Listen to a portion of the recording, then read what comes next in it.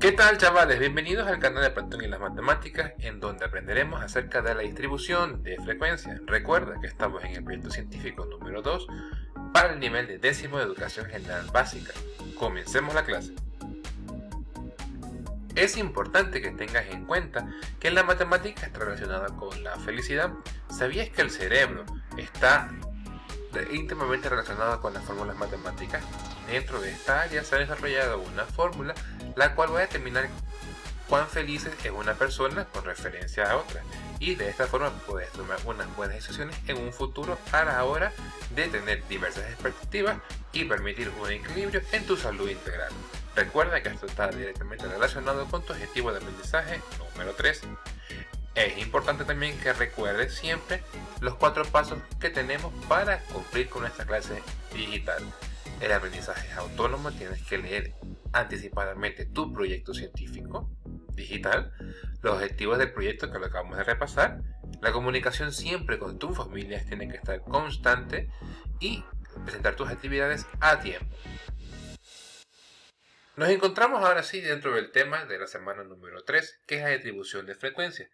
Como os comentaba en un video anterior, vamos a estar continuando el trabajo con lo que son las estadísticas. En la clase anterior estuvimos viendo acerca de los intervalos, las marcas de clases y los diferentes tipos de frecuencia. Pero, ¿por qué tenemos que distribuirlos? Pues es lo que vamos a aprender el día de hoy.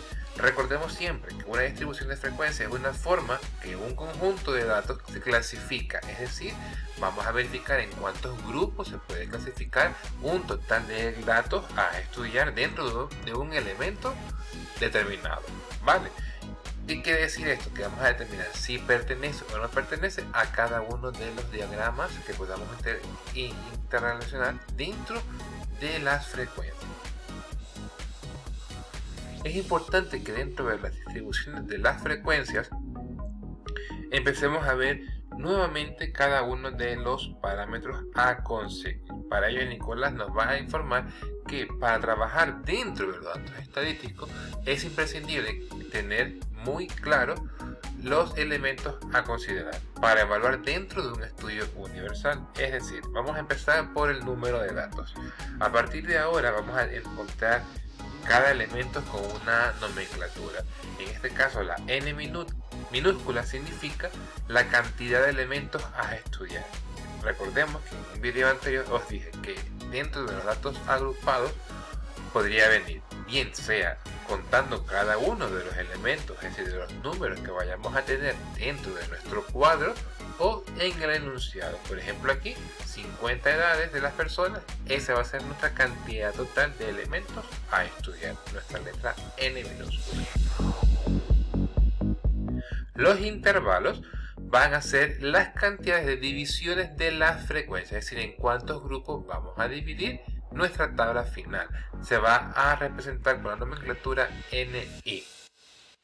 Recordemos que los intervalos en ocasiones anteriores te lo habíamos explicado mediante la raíz de n, pero a la hora de distribución de frecuencia vamos a utilizar la regla de Storch. Regla de Storch, recordemos que es 1 más 3,322 por el logaritmo, en este caso de n, que es 50, y esto nos va a dar igual a 6,64. Recuerda que tienes que trabajar con números enteros, por lo cual aplica la ley del redondeo. 64 redondeado al siguiente superior, es decir, 7. Posteriormente tenemos que recordar lo que era la amplitud. Recuerda que la amplitud va a ser ese intervalo, ese rango de valores donde vamos a tener en cuenta qué elemento se está repitiendo. Es decir, va a ser la división entre el rango, que lo aprendimos en una clase anterior, dividido por el intervalo. Esto nos da a 9. Los límites inferiores van a ser aquel valor mínimo del intervalo. Para ello, te aconsejo que encuentres dentro de estos datos numéricos el valor más pequeño. Recuerda que en la clase anterior fue 10. Y el límite superior va a ser el valor máximo del intervalo. Realizarás lo mismo que para encontrar el límite inferior. En este caso es 73 el valor máximo. Y la marca de clase. La marca de clase a partir de la nomenclatura X, y es el promedio de cada uno de los límites superiores e inferiores. Es decir, suponiendo que ya tengas armado tu columna de intervalos, vas a empezar a sumar el primer límite inferior más el límite superior y lo vas a dividir para 2 y encontrarás la marca de clase.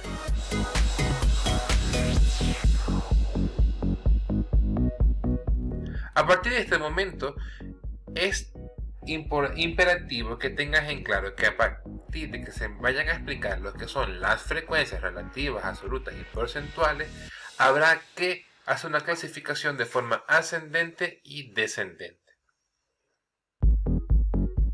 La frecuencia absoluta con la nomenclatura FI es la cantidad de observaciones que pertenecen a cada grupo, es decir, del total de elementos que vimos en la diapositiva anterior, tenemos que encontrar su límite inferior, límite superior, sacar XY, que es la marca de clase, y ver cuántas repeticiones tenemos entre ambos límites, por ejemplo, 5.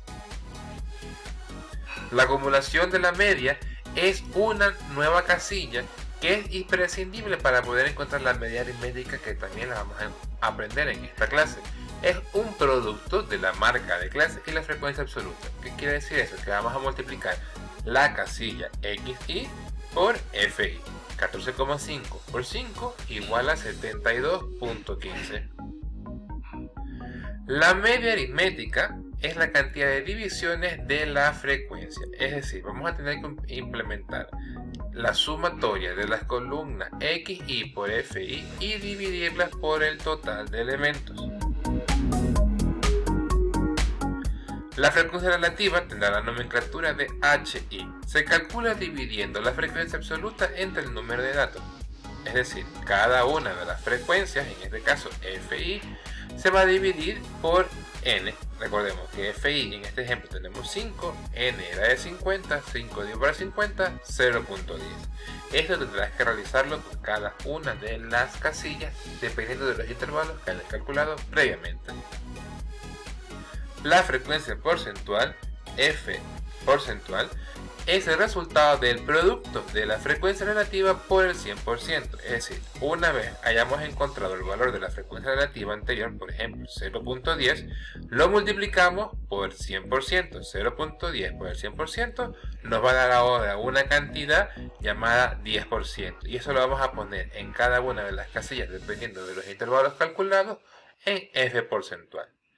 Es importante también tener en claro que a partir de ahora, una vez que hayas encontrado la frecuencia absoluta, la frecuencia relativa y la frecuencia porcentual, es decir, FI, FH y F porcentual, vas a tener que trabajarlos de forma clasificada en acumulación ascendente y descendente. Y para esto es necesario que conozcas cómo se construye a partir de ahora una tabla de frecuencias. La tabla de distribución de frecuencia a partir de ahora ha incrementado la cantidad de columnas. Para ello te voy a explicar qué significa cada una de ellas.